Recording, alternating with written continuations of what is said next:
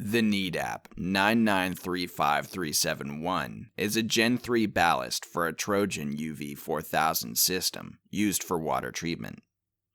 We've repaired hundreds of these units, and as shown in the video, we have a custom Trojan UV4000 test system we use on every ballast after repair.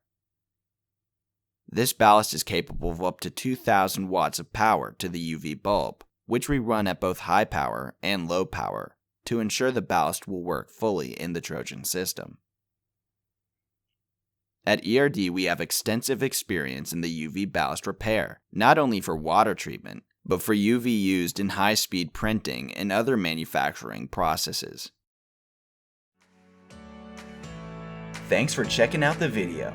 Subscribe to ERD TV for more videos of our repairs.